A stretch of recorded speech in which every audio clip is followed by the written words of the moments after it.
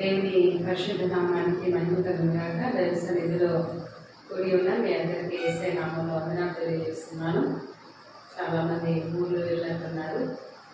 ఏదేమైనా ఎవరు ఉన్నారు లేరనేది కాదు, కానీ ప్రభు సన్నిధిలో ఉన్న మీరందరూ కూడా విలువైన వారే. ఒక ఆత్మ కూడా దేవుని దృష్టికి చాలా విలువైంది. ఉన్న మీరు ఎవరు లేరేంటి, పక్కన లేరేంటి ఆలోచనలు మాని వాక్యం మీద దృష్టి నుంచి పరిశుద్ధాత్మ దేవుడు మనతో ఏం మాట్లాడతాడనే దాని మీద మనం శ్రద్ధ పెట్టి దేవుని వాక్యాన్ని విందాం. మరి కొలసీ పత్రిక మనం ధ్యానం చేసుకుంటూ ఉన్నాం. మన మొదటి 2 అధ్యాయాల్లో మనం చాలా విషయాలు నేర్చుకుని ఉన్నాం. థియరాటికల్గా అంటే మనము ఏం చేయాలనేది. 3వ అధ్యాయం నుండి ప్రాక్టికల్గా దేవుని బిడ్డలమైన మనము క్రీస్తులో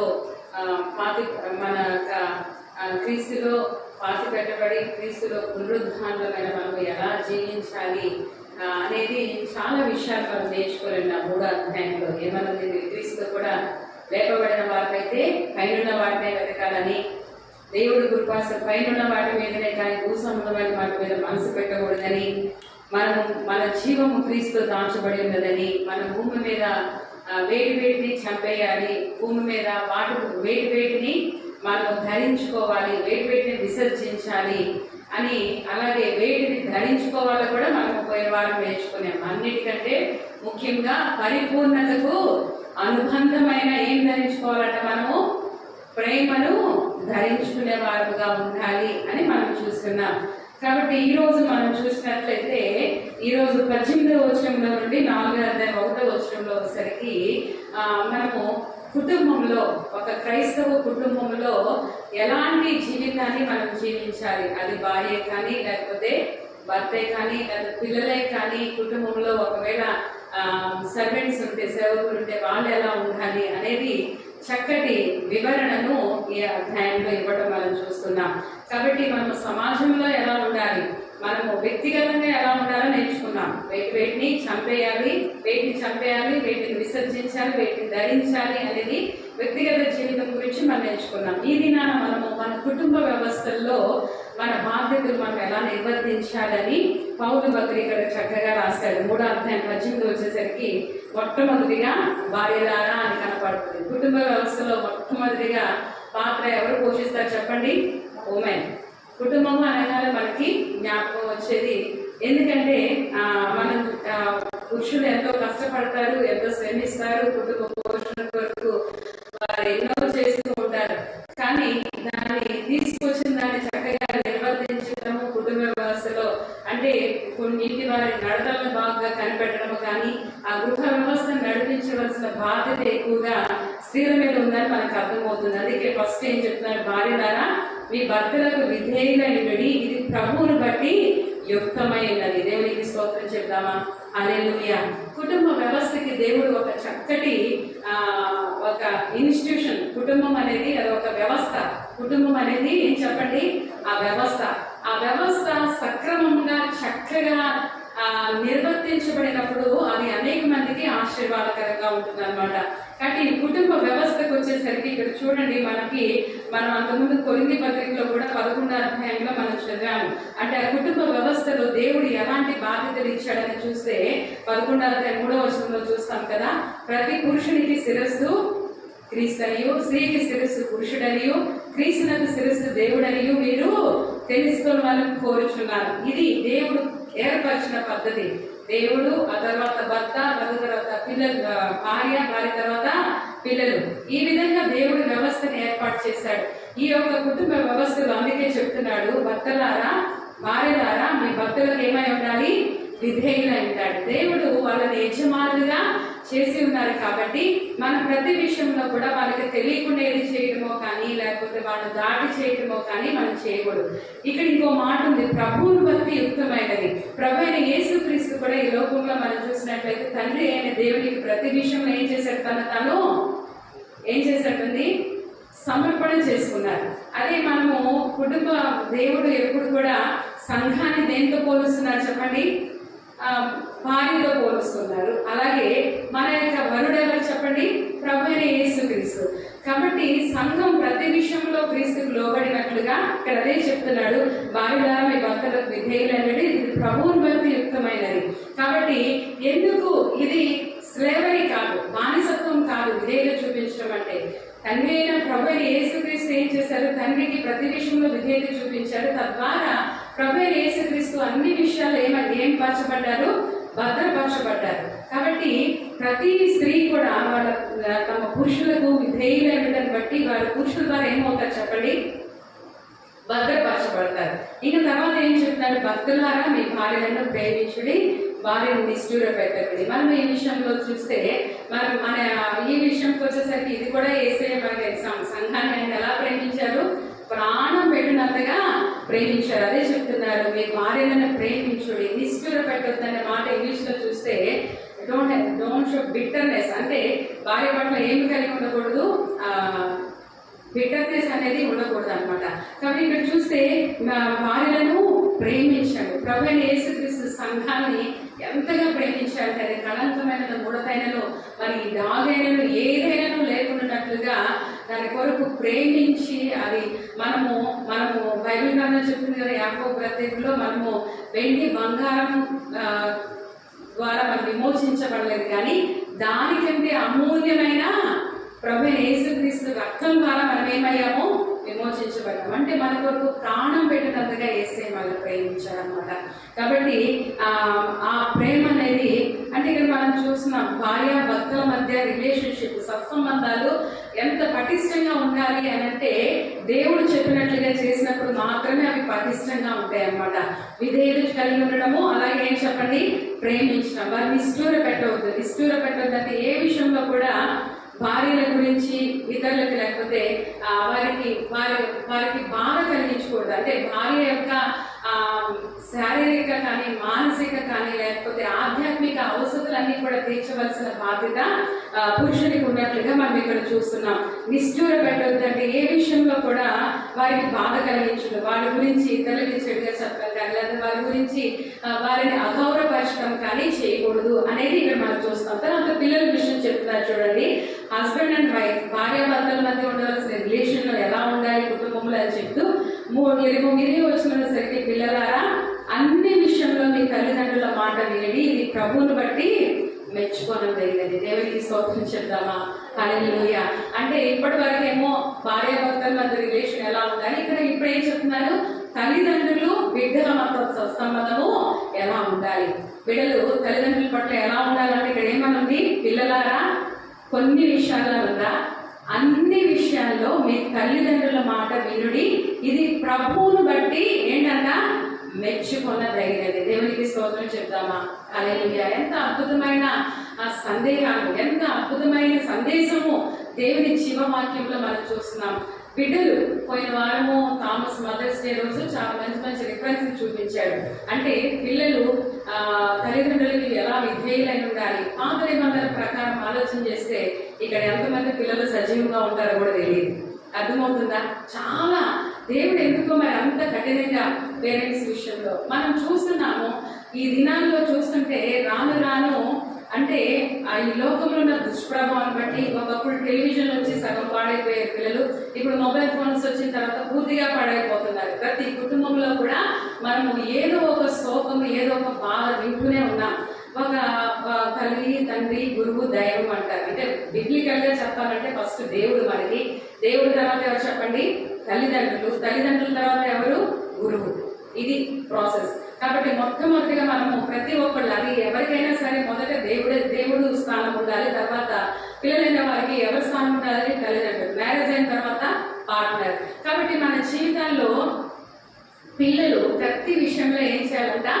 తల్లిదండ్రులు. ఇక్కడ బైబిల్లో ఏమని చెప్తుందంటే 20వ వచనంలో అన్ని విషయాల్లో మీ తల్లిదండ్రుల మాట వినుడి, ఇది ప్రభువును బట్టి దేవుడు మిమ్మల్ని మెచ్చుకోవాలి అంటే, దేవుడు మిమ్మల్ని ఇష్టపడి మిమ్మల్ని ఆశీర్వదించాలంటే పిల్లలు ఏం చేయాలంట?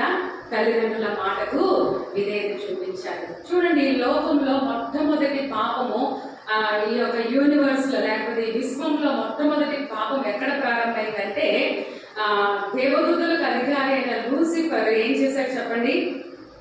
అధికారాన్ని ధిక్కరించాడు. దైవాధికారాన్ని ధిక్కరించి దేవునితో పోల్చుకున్నాడు. దేవుడైనా ఏంటి, నన్ను కూడా ప్రజలు ఇది చేయొచ్చు కదా. ఎప్పుడైతే ఆ మనస్తత్వం వచ్చిందో, ఆ ధిక్కరింపు వచ్చిందో, అప్పుడే పాపం అనేది ప్రారంభించబడినట్లు మనం చూస్తున్నాం. ఆ అలాగే కానీ ప్రభువైన యేసుక్రీస్తు ఆ పాపాన్ని అరికట్టడానికి, ఆ పాపం వల్ల వచ్చిన శాపాన్ని అరికట్టడానికి ప్రభువైన యేసుక్రీస్తు ఎలా వచ్చాడండి ఈ లోకానికి? చాలా తగ్గింపుగా, తండ్రికి విధేయుడిగా ఈ లోకానికి వచ్చాడు. దేవునికి స్తోత్రం చెప్తామా? హల్లెలూయా. ప్రభువైన యేసుక్రీస్తు ఆయన దైవమై ఉండి, ఆయన దైవ సమానమై ఉండి కూడా కేవలం మనల్ని ప్రేమించి తండ్రితో కూడా ఉండడం, విడిచిపెట్టకూడని భాగ్యమైన ఎంచలేదు. కానీ మన కోసం తాను తగ్గించుకొని ఈ లోకంలో వచ్చి తండ్రి అయిన దేవునికి ఒక కుమారుడిలాగా అన్ని విషయంలో ఆయన విధేయుడు. అంటే లూసిఫర్కి యేసుక్రీస్తుకి ఉన్న ఎంత డిఫరెన్స్ చూడండి. అతనే తిరుగుబాటు చేసి పాపాన్ని తీసుకొచ్చి పెడితే యేసయ్య విధేయత చూపించి తండ్రికి విధేయుడిగా ఈ లోకానికి వచ్చి ఈ భూమి మీద ఉన్నంత కాలము ఎన్ని శ్రమలు, ఎన్ని ఇబ్బందులు, ఎన్ని ఇక్కట్లు వచ్చినా ఎన్నడూ తండ్రి మాటను ధిక్కరించలేదు. ఎంత కష్టమైన, అది మరణకరమైన పాత్రల నుండి తాగవలసిన పరిస్థితి ఏర్పడినా కూడా తండ్రి నీ చిత్తమైతే ఈ గిన్నె నేను తాగలేదు, ఇది చాలా కఠినమైనది, చాలా చేదైంది, నా వల్ల కాదు. అయినా కూడా ఆ పరిస్థితులు కూడా ఏమని ప్రార్థన చేశారండి? అయినా కూడా నా ఇష్టం కాదయ్యా, నీ చిత్తమే చేస్తాను. అంటే చివరి వరకు తండ్రి చిత్తాన్ని నెరవేర్చి ఒక విధేయుడిగా ఆయన శిలువ మరణానికి అప్పగించబడినట్లు మనం చూస్తున్నాం. కాబట్టి మన జీవితంలో నిజంగా కాలాలు మారిపోయే కొందికి ఈ దినాల్లో పిల్లల్లో ఎక్కువగా తిరుగుబాటు, లేకపోతే అవిధేయత, తల్లిదండ్రులను గౌరవించడం, తల్లిదండ్రుల విలువను గుర్తించే పిల్లలు చాలా అరుదుగా కనపడుతున్నారండి. అంటే మా పేరెంట్స్ కాలం చూసుకుంటే, వాళ్ళ పేరెంట్స్ కాలం చూసుకుంటే ఇప్పుడున్న జనరేషన్కి చాలా డిఫరెన్స్ ఉంది. నైతిక విలువలు నేర్పించే తల్లిదండ్రులు కూడా లేరు.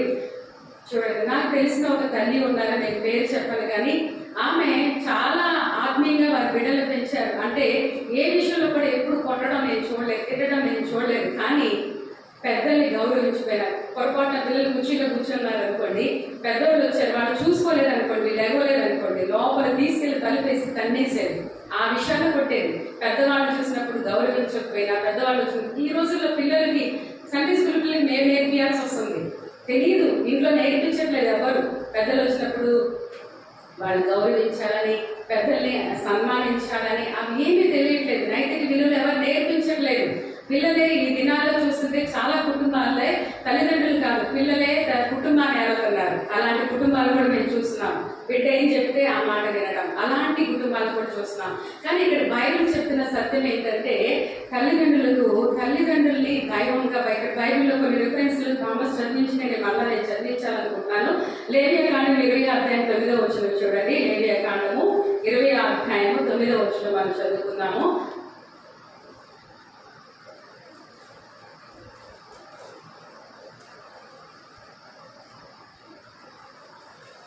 ఇక్కడ మనం చూస్తే ఏమైందంటే, ఎవడు తన తండ్రినైనను తన తల్లినైనను దూషించినో వారికి మరణ శిక్ష విధింపవలెను. వాడు తన తండ్రినో తల్లినో దూషించిన గనక తన శిక్షకు తానే కారకుడు. ఈ మాటలు చదువుతున్నారా? పాత నిబంధనలో ఎవరైనా తండ్రిని కానీ తల్లిని కానీ దూషిస్తే వారికి ఏం విధించబడిందంట?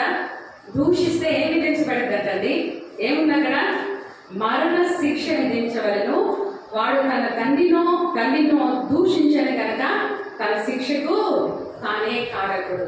ఆలోచన చేయండి. దూషిస్తేనే మరణ శిక్ష అంట. ఏం చేస్తే? దూషిస్తేనే మరణ శిక్ష. ఈ విధంగా ఆలోచన చేస్తే ఇక్కడున్న పిల్లలను ఎవరు మనము సజీవంగా ఉండేవాళ్ళం కాదు, పాత నిబంధన అక్కడ పద్ధతి ప్రకారం ఆలోచన చేస్తే. కాబట్టి దూషించడం అంటే ఇప్పుడు మనం అనుకోవచ్చు, కృపాకాలంలో ఉన్న దేవుడు వెంటనే శిక్ష అనేది మనకి ఇవ్వట్లేదు. కానీ బైబిల్ చెప్తున్న సత్యం ఏంటి? వాని క్రియల చొప్పున బ్రతకలు ఇవ్వడానికి దేవుడు వస్తున్నారు. వెంటనే ఇప్పుడు శిక్ష కలగకపోయినా చేసే తప్పుకి ఏమవుతుంది చెప్పండి? మనం నరక పాత్రలు అవుతాం. కాబట్టి ఈ విషయంలో చాలా జాగ్రత్తగా ఉండాలి. తల్లిదండ్రులను సన్మానించడం, గౌరవించడము అనేది చాలా ప్రాముఖ్యమైన విషయము. అలాగే మన నిర్మాకాండం 21వ అధ్యాయానికి ఇద్దాం ఒకసారి. నిర్మాకాండము 21వ అధ్యాయంలో మనం చూస్తే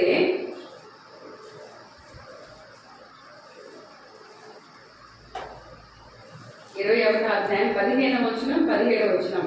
తన తండ్రినైనను తల్లినైనను కొట్టువాడు నిశ్చయముగా మరణశిక్ష నందును. 17వ వచనంలో చూస్తే తన తండ్రినైనను తల్లినైనా శపించువాడు నిశ్చయముగా మరణశిక్షను. శపించిన, కొట్టిన ఏంటంట? శిక్షని మరణశిక్ష. చివరిగా మన ద్వితీయోపదేశ కాండంలో కూడా ఒక వాక్యం వాక్యం చదువుకొని మనం ముందుకు వెళ్దాం. ద్వితీయోపదేశ కాండము 21వ అధ్యాయం 18వ వచనం నుండి చదువుతున్నాం. ఇక్కడ మనం చూస్తే ఒకని కుమారుడు మొండివాడై తిరగబడి తండ్రి మాట గాని తల్లి మాట గాని వినకయుండి వారు అతని శిక్షించిన తర్వాతైనను అతను వారికి విధేయుడు కాకపోయిన ఎడల అతని తల్లిదండ్రులు అతన్ని పట్టుకొని ఊరి గమని యొక్క కూర్చుండు పెద్దల యొద్దకు అతన్ని తీసుకొని వచ్చి, మా కుమారుడైన వీడు మొండివాడే తిరగబడి ఉన్నాడు, మా మాట వినక తిండిపోతును త్రాగుపోతును ఆయనని ఊరి పెద్దలతో చెప్పవలను. అప్పుడు ఊరి ప్రజలందరూ రాళ్లతో అతన్ని ఏం చేయాలంట? చావగొట్టవలను. అట్లు ఆ చెడుతనమును నీ మధ్య నుండి అపహరించుదురు. అప్పుడు ఇశ్రాయేలు అందరూ విని భయపడుదురు. ఏమి భయంకరమైన శిక్ష చూడండి. బాబు పిల్లలు దేవుని మాట తల్లిదండ్రుల మాట వినకపోతేనంట వాళ్ళు కొట్టి వాళ్ళని శిక్షించినా కూడా మొండితనంగా ఉండి వాళ్ళు వినకపోతే ఊరి పెద్దల దగ్గర తీసుకెళ్ళి, మా బాబు వినట్లేదండి, చక్క తింటున్నాడు, తాగుతున్నాడు, ఏమి చేయట్లేదు, మా మాట వినట్లేదని చెప్తే ఊరి పెద్దలందరూ కలిసి ఏం చేస్తారంట? రాళ్ళు తీసుకొని కొడతారంట. అలాగే కొట్టినప్పుడు ఏం జరిగింది అట్లు ఆ ఇశ్రాయేలు ప్రజల్లో ఉన్న చెడుతనం అంటే ఈ పని ఇంకొకటి చేయకూడదని చెప్పేసి అంటే ఇది చూసినప్పుడంతా మిగతా వాళ్ళందరూ వినేం అవుతారంట? భయపడతారంట. అప్పుడు ఏ బిడ్డ అయినా పాపం చేస్తారా, తప్పు చేస్తారా ఇలాంటివి జరిగితే? కాబట్టి ఇలాంటి భయంకరమైన శిక్ష పాత నిబంధనలో ఉండడం మనం చూస్తున్నాం. కాబట్టి ఈ దినాల్లో తల్లిదండ్రులు చదువుకొని వారైనా తాగుబోతులైనా సరే మీ ప్రేమను బట్టి, మీ సమర్పణను బట్టి, మీ విధేయతను బట్టి వాళ్ళు దేవుని తెలుసుకుంటారు. కాబట్టి ఖచ్చితంగా పేరెంట్స్ వారు విద్య లేని వారైనా సరే త్రాగుబోతులైనా సరే మనం ఏం చేయాలి? వాళ్ళని సన్మానించాలి, గౌరవించాలి, ప్రేమించాలి, వాళ్ళ మాటకు విధేయత చూపించాలి. కొన్ని సందర్భాల్లో మీకు ఇంకో ప్రశ్న రావచ్చు. కొన్ని సందర్భాల్లో పేరెంట్స్ ప్రభు నమ్మని వారుగా ఉంటారు. దైవ విరుద్ధంగా వాళ్ళు ఏదైనా చెప్తే మాత్రం దేవునికే మనం ప్రాధాన్యత ఇవ్వాలి. అది గుర్తుపెట్టుకోండి. అందుకే ప్రయారిటీస్కి వచ్చేసరికి ఫస్ట్ దేవునికి విరోధమైన వాళ్ళు ఏదైనా చేయమని చెప్పినప్పుడు, అంటే ఒక ఎగ్జాంపుల్ చెప్తాను. నాకు ఒక స్నేహితురాలు ఉండేది చిన్నప్పుడు. తనకి ఏసీ అంటే చాలా ఇష్టం, ఎప్పుడు ప్రభు గురించి చెప్తూ ఉండేది సోషల్లో. కానీ తను ప్రభువుని నమ్ముకోవాలని చాలా ఆశ దేవుడు. కానీ వాళ్ళ తల్లిదండ్రులు విగ్రహాలను చేయించేవాళ్ళు, పూజ చేయించేవాళ్ళు. ఏం చేసేది తెలుసా? తను ఆ విగ్రహాల ముందు నుంచొని ఏం చేసేవాళ్ళే పెద్దగా చేయరు కదా మనసులో, ప్రభా ఈ ఒట్టి విగ్రహాలను నాకు తెలుసు, నువ్వే దేవుడు అని తెలుసు, నేను నన్ను క్షమించు ప్రభా అని అక్కడ వాళ్ళు వాటి ముందు నుంచుకొని కూడా ఏం చేసేదంట? దేవుడినే ప్రార్థన చేసేదంట. అలాగా అంటే ఒక ఎగ్జాంపుల్ గా చెప్తున్నా. కొన్ని దేవుని విషయాలకు వచ్చేసరికి మనం రాజీ పడకూడదు. God is important. దేవుడే మనకి ప్రాధాన్యం. దైవ విరుద్ధంగా ఏదైనా పేరెంట్స్ చేయమని చెప్పినప్పుడు వాళ్ళు కావాలని చేయించారు. ఎందుకంటే అమ్మాయి క్రైస్తవాలు అయిపోతుందేమో, ఈ క్రైస్తవ ఫ్రెండ్స్ వెళ్తుంది, పాటలు పాడుతుంది, చూసి అలా చేశారు. అయినా కూడా తన మనసులో దేవుడిని ఎవరు తొలగించలేరు. ఇప్పుడు నాకు తెలియదు. అయితే ఇక్కడ అలాగే మనము చూస్తే దేవుడు ఫస్ట్, తర్వాత తల్లిదండ్రులు. ఒక దైవ విరుద్ధంగా ఏదైనా చేయమని చెప్తే మిగతా అన్ని విషయాలు ఏం చేయాలి చెప్పండి? Definitely we have to obey our parents. తల్లిదండ్రులకు మనం ఇదేది చూపించే వారంగా ఉండాలన్నమాట. తర్వాత మనం చూస్తున్నాం కదా, తండ్రులారా మీ పిల్లల మనసును కృంగుకున్నట్లు వారికి కోపము పుట్టించబడి 21వ వచనంలో మనం చూస్తాం. తల్లిదండ్రులు కూడా బిడ్డలను అర్థం చేసుకోవడం చాలా ప్రాముఖ్యం. అసలు ఏది వాస్తవం అని తెలియకుండా దబదబా బాధేయడం కాదు. బైబిల్ చెప్తున్న సత్యం ఏంటంటే వాళ్ళు బాగుపడాలని మనం వాళ్ళని శిక్షించాలి, కానీ వాళ్ళు చావాలని కోరుకొని శిక్షించకూడదు. అందుకే కోపంలో కూడా దేవుడు ఏం చెప్తున్నాడు? కోపపడండి కానీ ఏం చేయకూడదంట? కోపంలో పాపం చేయకూడదు. అర్థమవుతుందండి? కోపపడాలి. ఎందుకు? వారు బాగుపడాలని. ఏ పేరెంట్స్ కూడా బిడ్డలు చావాలని కొట్టారనుకోండి, ఎక్కడో కొంతమంది మూర్ఖంగా ఉంటారు. వారు బాగుపడాలని వారు శిక్షించాలి. వాళ్ళు మేలు కోరి వాళ్ళని గాయపరిచే వారంగా ఉండాలి, కానీ వారిని నిష్ఠూర పెట్టకూడదు. ఇదే మనం చూస్తున్నాం. చూడండి, మీ పిల్లల మనసును కృంగుకున్నట్లు వారికి కోపం పుట్టించదు. ప్రతి విషయంలో వారిని అర్థం చేసుకోకుండా, వారు ఏం ఆలోచిస్తున్నారని తెలుసుకోకుండా వారి కృంగిపోయేటట్లుగా వారికి, ఎందుకంటే పేరెంట్సే వాళ్ళకి బలము. పేరెంట్సే వాళ్ళ దగ్గర, పిల్లలు తల్లిదండ్రుల దగ్గర ఏదైనా ఓపెన్ గా చెప్పగలిగేటట్లుగా ఆ స్వేచ్ఛ కూడా ఉండాలి. కాబట్టి వారి మనసు కృంగిపోవాలి. ఎవరికి చెప్పుకోలేక కృంగిపోయే పరిస్థితి అనేది ఎన్నడూ ఏర్పడకూడదు. వారు కృంగిపోకూడదు. కానీ వారిని మనము, ఎందుకంటే దాన్ని కూడా ఎఫెసీ పత్రికలో చక్కగా పౌలు చెప్తున్నాడు. 6వ అధ్యాయంలో మనం చూస్తాం కదా. ఏం చెప్తున్నాడంటే చూడండి, 6:4 తండ్రులారా మీ పిల్లలకు కోపం రేపకగా ప్రభు శిక్షలను బోధలను వారిని పెంచాలి. దేవునికి స్తోత్రం. హల్లెలూయా. వారికి కోపం రేపే వారిగా ఉండకూడదు, కానీ ప్రభు శిక్షలో, ప్రభు బోధలో దైవికమైన విషయాలు చెప్తూ, దైవుని ప్రేమ వారికి చెప్తూ, ప్రభు మార్గంలో దేవుని వాక్యాలతో, దైవ సత్యాలతో, ఆధ్యాత్మిక విలువలతో అని మనము పెంచాలని అక్కడ స్పష్టంగా వ్రాయబడినట్లు మనం చూస్తున్నాం అన్నమాట. ఆ తర్వాత మనం చూస్తున్నాము, ఇప్పుడు వరకు మనము భార్యాభర్తలు ఎలా ఉండాలని చూసాం, భార్య భర్త పట్ల ఎలా ఉండాలి, పిల్లల తల్లిదండ్రుల పట్ల ఎలా ఉండాలి చూసాం. ఇక్కడ చూస్తే 22వ వచనంలో మనం చూస్తాం, దాసులారా మనుషులను సంతోషపెట్టు వారైనట్టు కంటికి కనబడవలే కాక ప్రభువునకు భయపడుచు శుద్ధ అంతఃకరణం గలవారై శరీరమును బట్టి మీ యజమానులైన వారికి అన్ని విషయంలో విధేయులై ఉండుడి. దేవునికి స్తోత్రం. హల్లెలూయా. ఇక్కడ దాసులు యజమానుల పట్ల ఉండవలసిన సత్సంబంధం గురించి, మన యొక్క కుటుంబాల్లో, పెద్ద పెద్ద కుటుంబాల్లో దాసులు ఉంటారు. పోనీ మనం అట్లానే కాకపోయినా మనమే కొన్ని సందర్భాల్లో మనం అందరం కూడా ఎవరికొకరికి దాసులమే. అర్థమవుతుందా? We are accountable to anybody. మనము చూస్తే పురుషుడు దేవునికి అకౌంటబుల్ గా ఉండాలి, అలాగే స్త్రీ భర్తకి అకౌంటబుల్ గా ఉండాలి, పిల్లలు తల్లిదండ్రులకి అకౌంటబుల్ గా ఉండాలి. కాబట్టి ప్రతి ఒక్కరం కూడా మనము ఒకరికి ఏమై ఉన్నాం చెప్పండి? దాసులమయ్యే ఉన్నాం. అకౌంటబిలిటీ అనేది ఉంది. కాబట్టి ఇక్కడ మనం చూస్తున్నారు, ఏమేమి చెప్తారంటే, ఇక్కడ దాసులైన వారంట మనుషులను సంతోషపెట్టేవారంటే, మనుషులు కనపడినప్పుడు మంచిగా పనులు చేయటం, కొంతమంది వాళ్ళు కనపడినప్పుడు ఏదో ఒకటి చేయటం. ఈ రోజుల్లో మనం చూస్తున్నాము, ఎంతో మంది మనం ఎక్కువగా గవర్నమెంట్ జాబ్ కోసం చాలా ప్రయత్నాలు చేస్తూ ఉంటారు జనాలు. ఎందుకు చెప్పండి? గవర్నమెంట్ జాబ్ ఒకసారి వచ్చిందంటే పోదు, ఎక్కడ చేసిన. ఇప్పుడు గవర్నమెంట్ టీచర్ అనుకోండి, ఏం చేస్తున్నారు? గవర్నమెంట్ టీచర్స్ మామూలు ప్రైవేట్ టీచర్స్ ఉన్నంత బాధ్యత, రెస్పాన్సిబిలిటీగా ఏమి ఎక్కువగా ఉండరు. కొంతైనా సరే ఏం చేస్తున్నారు? అధికారులు చూడట్లేదు కదా, మన జీతం మనకు వస్తుంది కదా అన్నట్లుగా చేస్తున్నారు. కానీ వాళ్ళ బాధ్యత ఏంటి? యాక్చువల్గా పిల్లలకు చదువు వచ్చేటట్టు చూడాలి. అర్థమవుతుందా? కానీ చూస్తే మనము గవర్నమెంట్ స్కూల్లో పిల్లలు పట్టించుకోరు. అలాగా కాకపోతే మనం ఎందుకు ఎక్కడ చూసినా కూడా, ఏ రంగంలో అయినా చూడండి, మనం ఒకప్పుడు వైద్యం అనేది ప్రజలకు మేలు చేయాలని వైద్యం నేర్చుకున్నాం. ఇప్పుడు అది కాదు. వాళ్ళు పెట్టింది ఖర్చు అంతా కూడా తిరిగి సంపాదించడానికి ఏం చేస్తున్నారు? ఎక్కడ చూసినా కూడా మనము మోసం చూస్తున్నాం. ఎవరు ఎక్కడ చూసినా, అన్ని రంగాల్లో ఎక్కడ చూసినా కూడా ప్రజలు స్వార్థపరులుగానే ఉంటున్నారు. చూస్తే తయారు చేసే పదార్థాలు కానీ, మిల్క్ ప్రొడక్ట్స్ కానీ అన్నీ కూడా కల్తీ. కారణం ఏంటంటే ఎవరు చాలా స్వార్థపరులుగా ప్రజలు వాళ్ళు చూసుకుంటారు. కానీ దేవుడు ఇక్కడ చెప్తున్నాడు, మనుషులు చూస్తున్నారని కాదు, మనుషులకు భయపడి కాదు, మనం ప్రతి విషయంలో ఎవరు చూస్తున్నారని ఉండాలి? దేవుడు. దాసులు ఏం చేయాలంట? దాసులారా మనుషులను సంతోషపెట్టువారు కాక, కంటి కనబడే కాక, ప్రభువునకు భయపడుచు శరీరం బట్టి మీ యజమానులైన వారికి అన్ని విషయాలు, దేవుని బట్టి అన్ని విషయాలు ఏమైంటారంట? విధేయులైనారు. ఇప్పుడు ఒక మంచి మాట ఉందండి, శుద్ధ అంతఃకరణం గలవారై. ఆ మాట నాకు బాగా నచ్చింది. ఇప్పుడు శుద్ధ అంతఃకరణం అంటే మనసులో ఏ కల్మషము కానీ, ఏ ద్వేషము కానీ, కక్ష కూడా ఉండకూడదు అనమాట.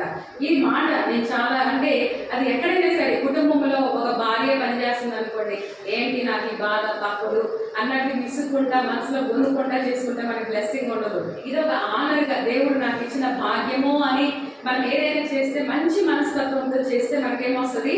బ్లెస్సింగ్ వస్తుంది. చేయాలి కదా అని తిట్టుకుంటా, సనుకుంటా, బాధపడతా చేయకూడదు. ఈయన యజమాని, నేను ఈయనకి దాసునయ్యాను కాబట్టి, ఒక యజమాని కింద పనిచేసినప్పుడు దాసునయ్యాను కాబట్టి, ఈ దగ్గర చేస్తున్నా కాబట్టి ఇలా అని ఆలోచనలు మనకి ఉండకూడదు. మన అంతఃకరణం ఎలా ఉండాలంట? శుద్ధ అంతఃకరణము కలిగి, ప్లెయిన్ హార్ట్ కలిగి, మన బాధ్యతలను దేవుడు చూస్తున్నాడని నమ్మకంగా మనం చేయాలి. ప్రభువు వలన ఇక్కడ ఏం చెప్తున్నారంటే, ప్రభువు వలన స్వాస్థ్యమును ప్రతిఫలముగా పొందుదుమని ఎరుగుదుము కనుక మీరు ఏమి చేసినను అది మనుషుల నిమిత్తం కాక ప్రభు నిమిత్తం అని మనస్ఫూర్తిగా చేయండి. ఏది చేసినా కూడా మనుషుల కొరకు కాదని ఎలా చేయాలంట? దేవుని ఎదురు చేస్తామని మనస్ఫూర్తిగా చేయాలి. మీరు ప్రభు అయిన క్రీస్తునకు దాసులై ఉన్నారు. మనం అందరం ఎవరికి దాసులమై ఉన్నాం చెప్పండి? మనం కూడా దేవునికి దాసులమై ఉన్నాం. మన యజమానుడి ఎదుట ఏ పని దేవుడు మనకి అప్పగించినా, ఏ బాధ్యత మనకు అప్పగించినా ఆయన ఎదుట మనం కరెక్ట్గా చేసే వాళ్ళంగా ఉంటాం. అన్యాయం చేసిన వాళ్ళకి తాను చేసిన అన్యాయం కొద్ది మరలా లభించును పక్షపాతకుడు. ఎవరైనా అన్యాయం చేస్తే దేవుడు చూసుకుంటాడు. వాళ్ళు చేసిన అన్యాయం ప్రకారంగా దేవుడు వాళ్ళకి చేసేది చేస్తాడని చెప్తున్నాడు. పక్షపాతం అనేది దేవుడు చూపడు, అది యజమానుడు ఎవరైనా సరే. కాబట్టి మనం చేయాల్సింది మనం కరెక్ట్గా చేయాలని చెప్తున్నారు. చివరిగా 4వ వచనంలో యజమానులారా పరలోకమందు మీకును యజమానుడు ఉన్నాడని ఎదిగి న్యాయమైనది ధర్మమైనది మీ దాసులెల్లా జరిగించింది. యజమానులు, మనము యజమానులైన వారు కూడా ఏం చేయాలంట? పరలోకంలో మీకు యజమానాన్ని గ్రహించి న్యాయమైనది, మన యజమానుడు మన పట్ల న్యాయము కనికరం చూపిస్తేనే ఇది నా స్థితిలో ఉన్నాం. ఎలాంటి న్యాయము కనికరం ప్రభు దగ్గర నుండి మనం పొందుకుంటున్నామో అదే కనికరాన్ని, ప్రేమను మన ఇంట్లో ఉన్న దాసులైనా సరే, మన కింద ఉన్న వారికైనా మనం చూపించాలి. ఎందుకంటే మనం చూస్తాము, పౌలు బంధకాల్లో ఉండి ఒనేసిమును రక్షించిన తర్వాత ఒనేసిము వాస్తవానికి ఫిలోమోను దగ్గర ఒక దాసుడిగా ఉండేవాడు. తిరిగి పంపించేటప్పుడు అంటున్నాడు, ఇదిగో నువ్వు దాసుడిగా చేర్చుకోవద్దు, సహోదరుడిగా చేర్చుకోవని చెప్తాడు. దేవునికి స్తోత్రం చెప్దామా?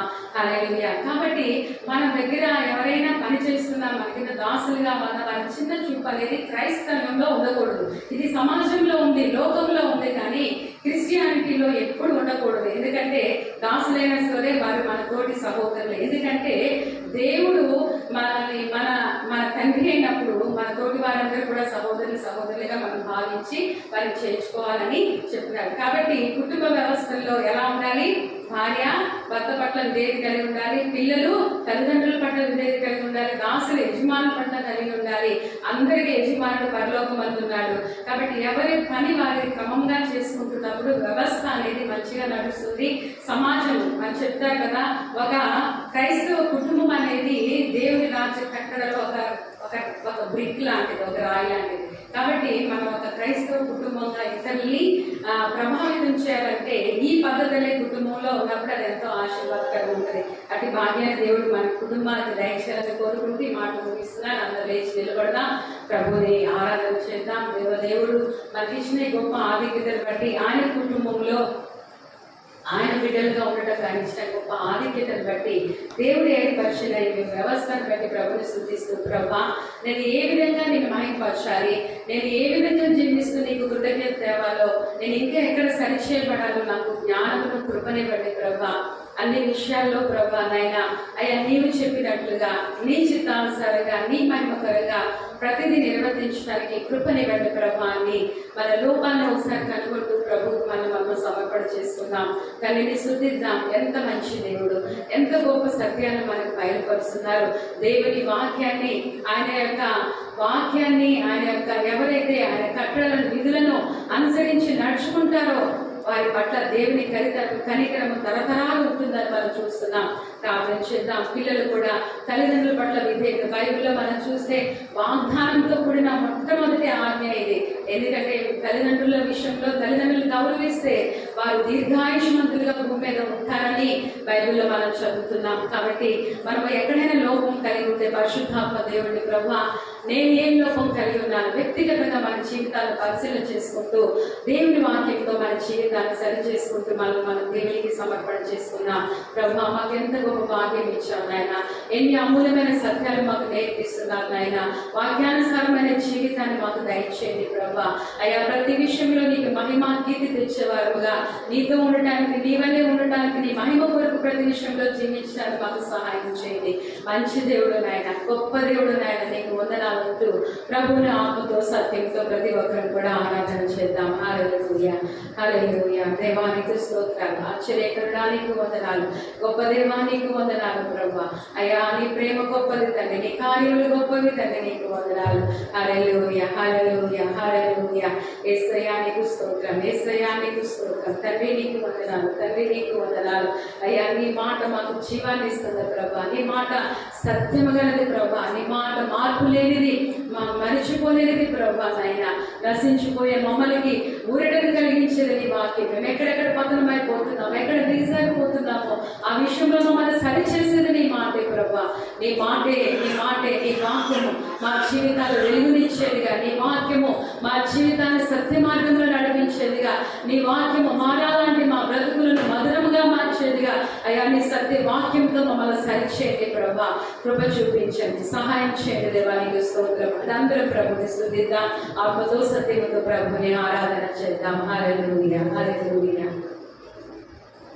నీ మాట జీవము గలదయ్యా యేసయ్యా, నీ మాట సత్యము గలదయ్యా.